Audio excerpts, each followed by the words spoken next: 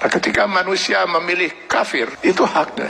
Maka Allah berikan kebebasan sepenuhnya kepada manusia yang memilih kafir untuk menjalani kehidupan ini semau dia, semau hawa nafsu dia.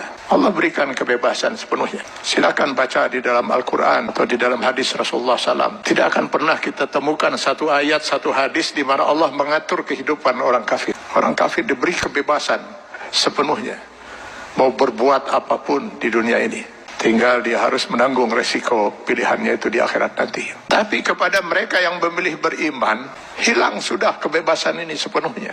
Karena seorang mukmin dia dituntut untuk Islam. Akar katanya adalah aslama, berserah diri. Yang beriman kepada Allah, dia harus menyerahkan dirinya sepenuhnya kepada Allah. Sepenuhnya dia siap untuk diatur hidupnya oleh Allah Subhanahu wa Ta'ala. Tanpa lagi dia mempergunakan akalnya untuk bertanya, mengapa Allah wajibkan saya berbuat ini, kenapa Allah haramkan saya melakukan ini. Kalaupun pertanyaan itu muncul dalam dirinya, maka keimanan dia akan menjawab, saya lakukan ini karena Allah perintahkan, dan saya tinggalkan hal ini karena Allah melarangnya. Itu jawaban seorang mukmin. Dia tidak akan berusaha mencari ilah hukum, alasan hukum, apa manfaatnya, apa hikmahnya. Karena keimanannya akan mengatakan, semua yang diperintahkan Allah pasti ada manfaatnya.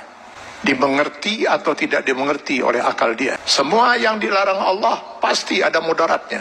14 abad umat Islam tidak pernah mengerti bahwa dalam daging babi itu terdapat cacing pita. Cacing pita baru ditemukan di akhir abad 18 Masehi. Apakah umat Islam selama 14 abad itu makan daging babi? Tidak. Setiap yang dilarang oleh Allah pasti ditinggalkan oleh seorang mukmin. Maka seorang mukmin harusnya siap untuk mengislamkan dirinya secara penuh, secara utuh, secara kafah. Maka kepada orang yang memilih beriman itu Allah menyeru, ya ayyuhallazina amanu dukhulu fis-silmi kafah. Kalau memang kalian memilih beriman, masuklah ke dalam Islam itu secara kafah, secara utuh. Mengislamkan diri kita setiap detik, baik dalam hubungan hablum minallah maupun hablum minan nas. Itulah sebabnya Allah menurunkan 6.666 ayat Al-Quran, yang sebagian dari ayat Al-Quran ini dijelaskan oleh kurang lebih 5.000 hadis Rasulullah SAW. Kenapa harus Allah turunkan ribuan ayat Al-Quran dan ribuan hadis ini? Karena yang mau diatur hidup seorang mukmin itu bukan hanya sekedar sholat, saum, zakat, haji saja. Seluruh kehidupan dia per detik, mulai dari masuk WC, keluar WC, sampai mengatur kehidupan bermasyarakat, bernegara. Ini kalau dia mau milih beriman. Kalau tidak mau diatur hidupnya, jangan milih beriman, milih kafir. Pada orang-orang yang berfaham sekularisme, liberalisme, yang ingin memisahkan agama dari kehidupan, saya sering mengatakan, kenapa repot-repot harus menolak sebagian aturan Allah? Pilih kafir, Anda bebas sebebas-bebasnya. Kalau memilih beriman, sudah hilang kebebasan itu. Dan pilihannya hanya satu di antara dua. Memilih kafir atau memilih beriman. Memilih beriman konsekuensinya kita sudah harus Islam.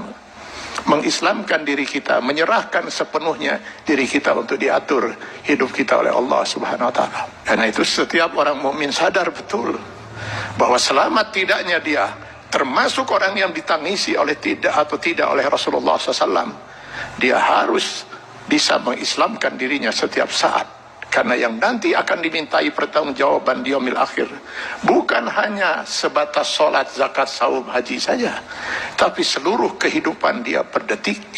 Mudah-mudahan ini bisa menjadi bahan muhasabah bagi kita semua. Kita islamkan diri kita secara kafah dalam batas kemampuan yang mampu kita lakukan. Karena Allah tidak akan menuntut kita di luar kemampuan kita. Semoga kita bukan termasuk orang yang ditangisi oleh Rasulullah SAW.